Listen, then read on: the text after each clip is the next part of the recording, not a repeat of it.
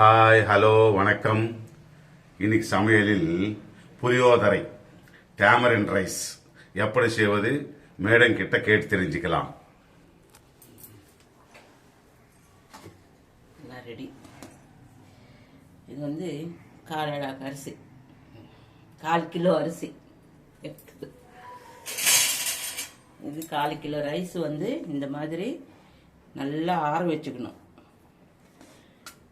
இந்த மாதிரி அகலமான பிளேட்டு இல்லைன்னா கிண்ணம் அதில் போட்டு நல்லா சாதம் ஆற வச்சு கலர்னதா நல்லா இருக்கும். இது அப்படியே சாதம் வந்து ஆற வச்சிருக்கேன். ஸோ அதுக்கு என்னென்ன வேணுன்றது வந்து நான் சொல்லித்தரேன். நீங்களும் இதே மாதிரி பண்ணிக்கோங்க. ஸ்டவ் ஆன் பண்ணிட்டு கடாய் வச்சுட்டு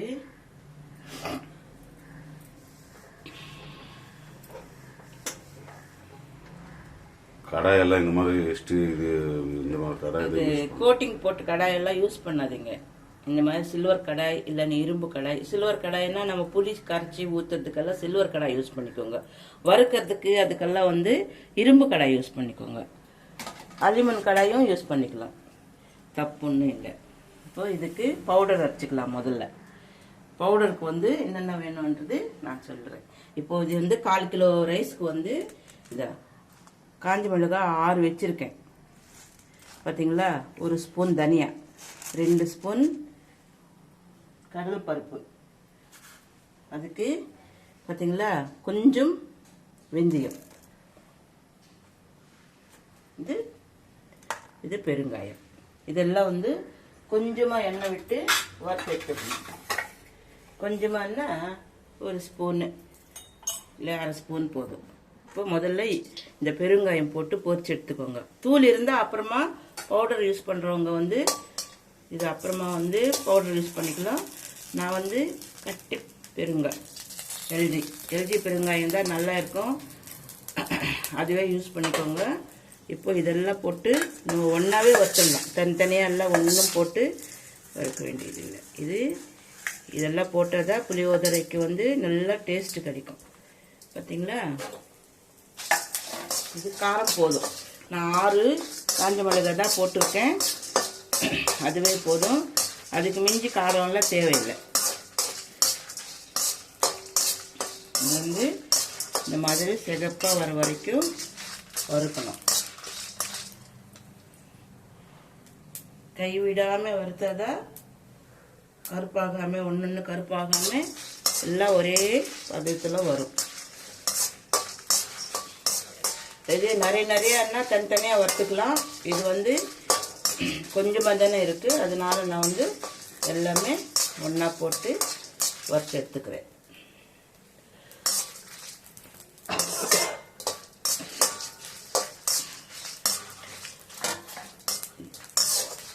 இப்படி போதும். இது வந்து கொஞ்சம் ப்ரௌன் கலருக்கு வந்துடுச்சு. பார்த்தீங்களா?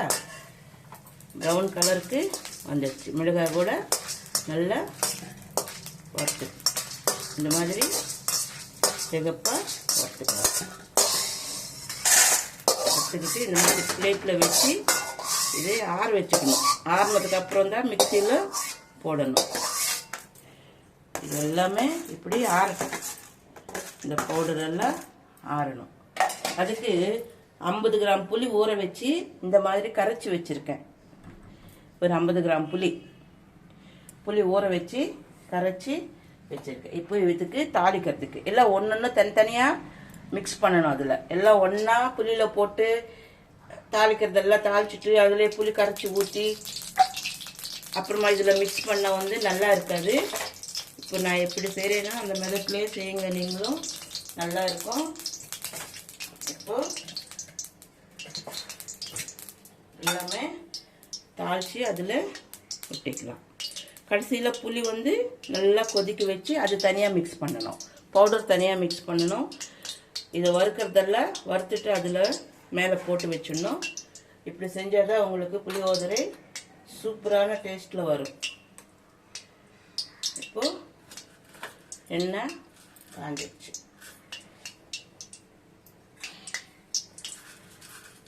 அதுக்கு வந்து கொஞ்சம் கடலை பருப்பு,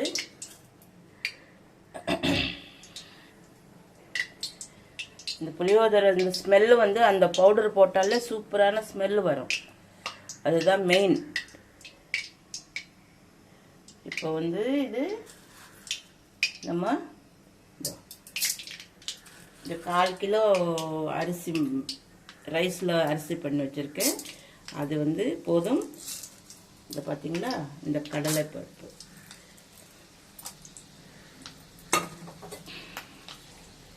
இதில் வந்து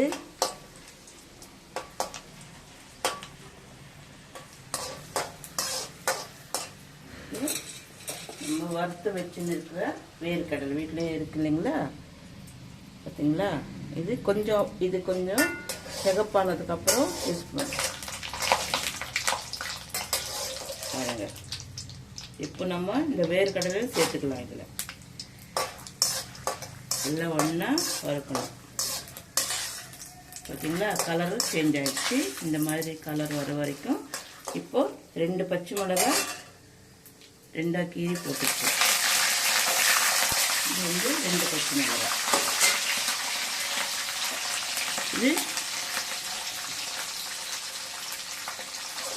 இதுலேயே 1 ஸ்பூன் மஞ்சத்தூள் மிக்ஸ் பண்ணிக்கணும். இதை இந்த எண்ணெயிலேயே மிக்ஸ் பண்ணிக்கோங்க. வேணுமென்னா நமக்கு முந்திரி பருப்பு இருந்தால் கூட போட்டுக்கலாம், நம்மளோட இஷ்டம். இதை பார்த்தீங்களா, இந்த கருவேப்பிலை அவ்வளோதான். இப்போ இதெல்லாம் எடுத்து இந்த சாப்பாட்டு மேலே அப்படியே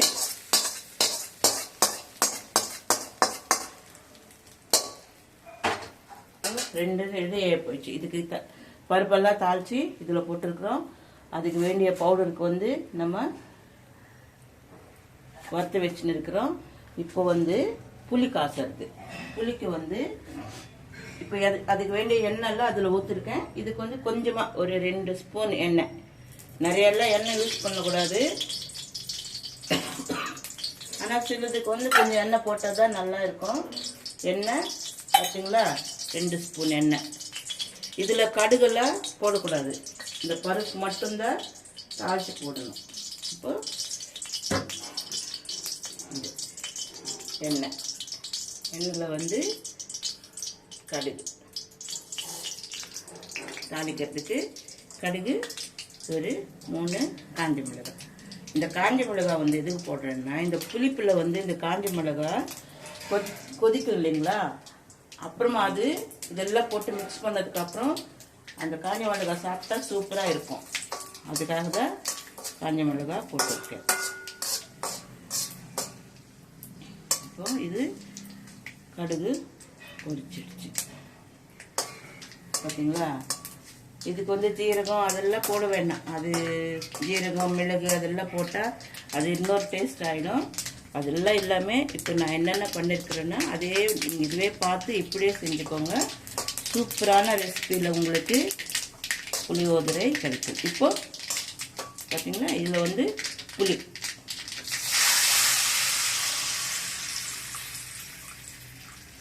இந்த மாதிரி புளி கரைச்சி புளிக்கு காய்ச்சி தாளிக்கும் போது தான் கடுகு போட்டு மிளகாய் போட்டு தாளிக்கணும்.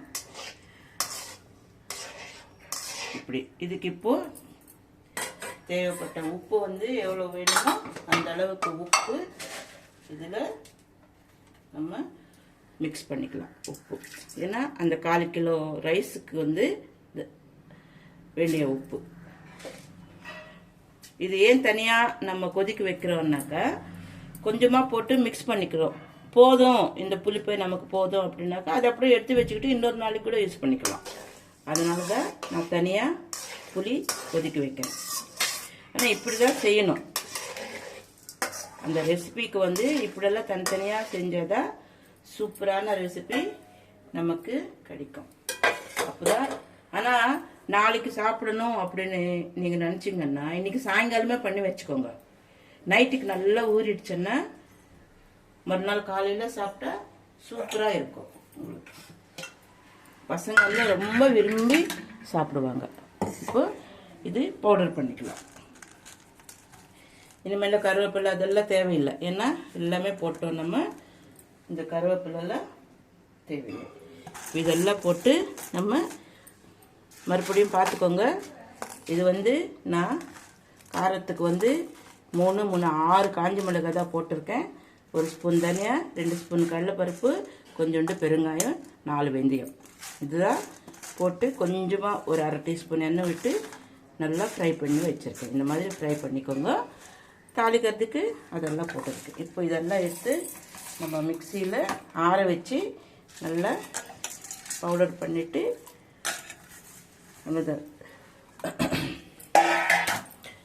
இது பவுடர் பண்ணணும். இது நல்லா திக்காக கொதிக்கணும். திக்காக கொதிச்சாதான் அதில் வந்து மிக்ஸ் பண்ணுறதுக்கு நல்லா இருக்கும். பார்த்தீங்களா, இந்த மாதிரி பவுடர் மிக்சியில் போட்டு பவுடர் பண்ணி அதில் போட்டுக்கணும். இப்போ பார்த்தீங்களா, இந்த புளி கரைச்சி நம்ம காய்ச்சணும் இல்லைங்களா, இந்த மாதிரி சுண்டை காய்ச்சணும். இப்போ இதையும் அதில் மிக்ஸ் பண்ணிக்கலாம்.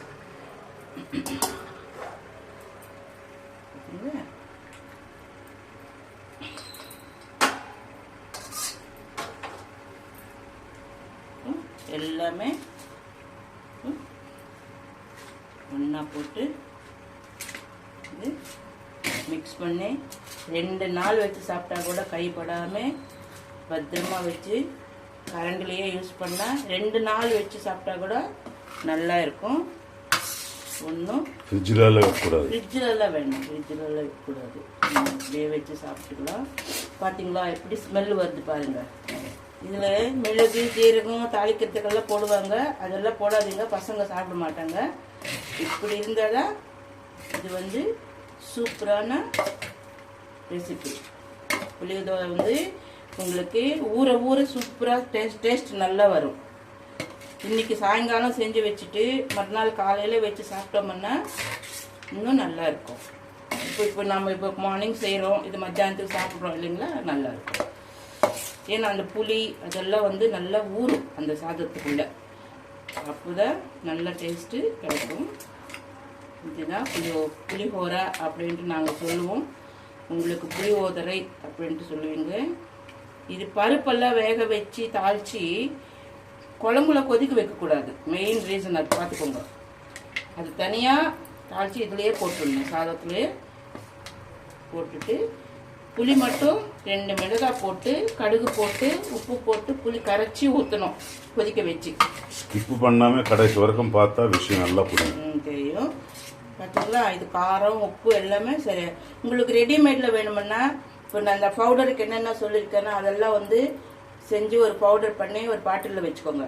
இந்த மாதிரி புளி கரைச்சி இந்த மாதிரி திக்காக கொதிக்க வச்சு அதை ஒரு டப்பாவில் போட்டு ஃப்ரிட்ஜில் வச்சுக்கோங்க.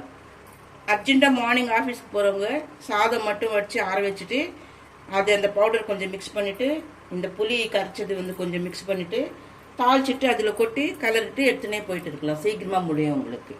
இந்த ரெடிமேட்லலாம் புளி காய்ச்சலதெல்லாம் பேக்கெட்டில் விற்கிறாங்க இல்லைங்களா, அது வந்து அந்த அளவுக்கு நல்லா இருக்காது. நம்மளே ரெடி பண்ணிக்கலாம். இதில் ஒன்றும் சிரமம் ஒன்றும் இல்லை. ஈஸியான முறையில் புளியோதரை ரெடி. பார்த்தீங்களா, சூப்பராக ஸ்மெல்லு வருது. அந்த ஸ்மெல்லே போதும் உங்களுக்கு சாப்பிட்றதுக்கு. நிறைய பேர் சூப்பராக இருக்கே அப்படின்வாங்க. நீங்களும் பார்த்துட்டு சப்ஸ்கிரைப் பண்ணுங்கள், லைக் பண்ணுங்கள், ஷேர் பண்ணுங்கள். இதே மாதிரி செஞ்சு சாப்பிட்டுட்டு கமெண்ட் பண்ணுங்கள். இதுதான் புளியோதரை. ஏன்னா நல்லா ஆற வச்சு ஒரு கிண்ணத்தில் எடுத்து வச்சுக்கோங்க. கைப்படாமல் வச்சிங்கன்னா 2 நாள் கூட வச்சு இன்றைக்கி செஞ்சது நாளைக்கு நைட்டு வரைக்கும் கூட நல்லா இருக்கும். ஒன்றும் ஆகாது. ஏன்னா கை மட்டும் வைக்காதீங்க, கரண்டிலேயே எல்லாமே வேலை செஞ்சுக்கோங்க. இதுதான் புளியோதரை.